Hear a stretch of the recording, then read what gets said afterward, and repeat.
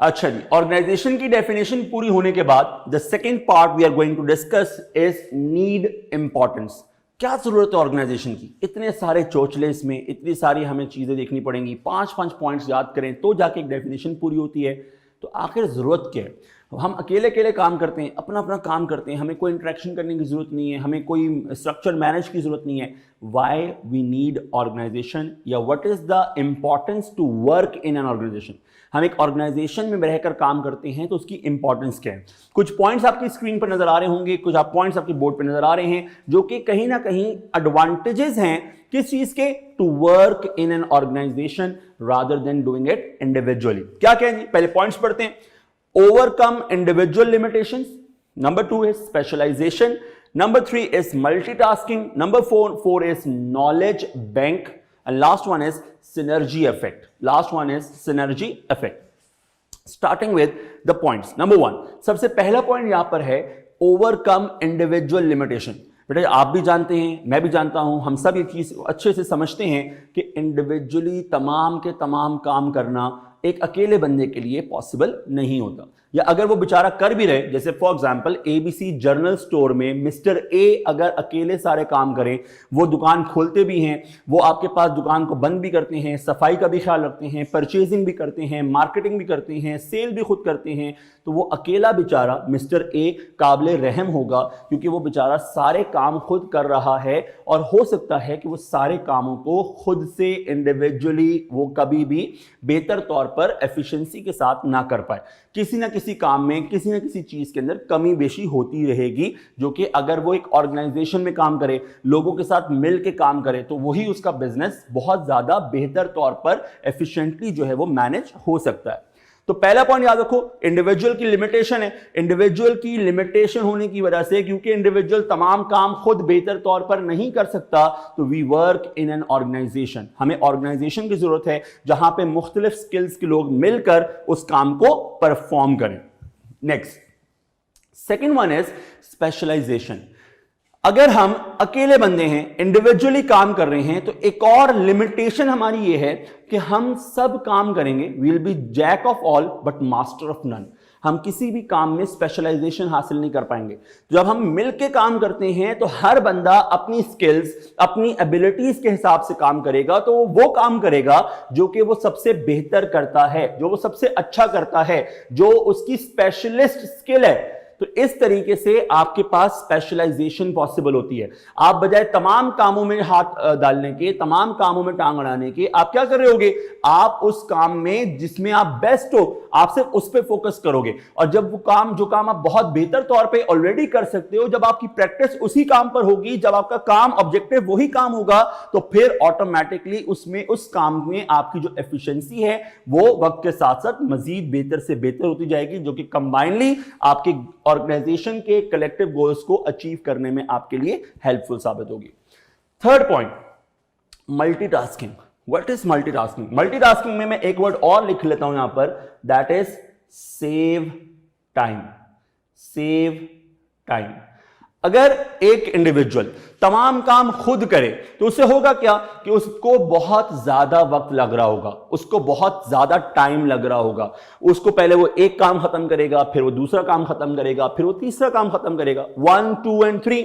लेकिन अगर 3 लोग होंगे, मिलके काम कर रहे होंगे, ए करेगा पहला काम, बी करेगा दूसरा काम, और सी करेगा तीसरा काम, तो उससे होगा क्या कि जो काम कम से कम थ्राइस टाइम में होता, वो सारे का सारा काम वंस वाले टाइम में, एक दफा के टाइम में 3 लोगों ने मिलकर सॉल्व किया, मिलकर उसको कर लिया। तो उससे हुआ क्या? जो इंडिविजुअल, एक और लिमिटेशन है कि जब आप अकेले काम करते हो, इंडिविजुअली काम करते हो, तो स्पैन ऑफ टाइम बढ़ जाता है, ज्यादा टाइम लगता है। लेकिन यही चीज अगर आप मिलके काम करो तो मल्टीटास्किंग पॉसिबल है। एक वक्त में, अभी इस वक्त मैं आपको यहां पर F1 दूसरे रूम्स के अंदर दूसरे सब्जेक्ट की भी रिकॉर्डिंग है। अगर मैं पहले यहां पर F1 पढ़ाऊं, फिर दूसरे रूम में जाकर दूसरा सब्जेक्ट पढ़ाऊं, फिर तीसरे रूम में जाकर तीसरा सब्जेक्ट पढ़ाऊं, assuming it will take me 2 hours for F1, 2 hours for second, 2 hours for 3, it will take me 6 hours।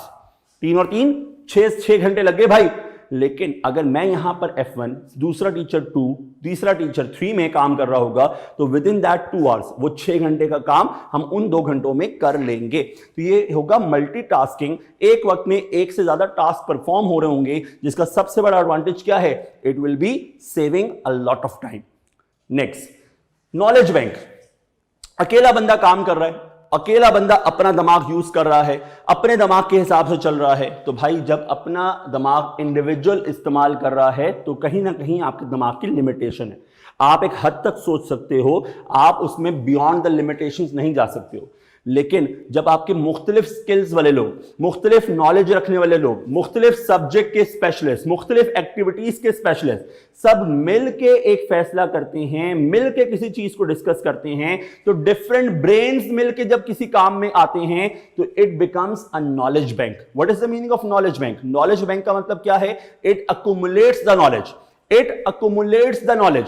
आपकी ए की नॉलेज प्लस बी की नॉलेज प्लस सी की नॉलेज जब एक जगह एक ऑर्गेनाइजेशन में इकट्ठी हो जाएगी तो it will be a huge bank of knowledge. उसमें अच्छी खासी नॉलेज जो है वो जमा हो जाएगी, जो कि ऑर्गेनाइजेशन के कलेक्टिव गोल्स के लिए हेल्पफुल हो जाएगी।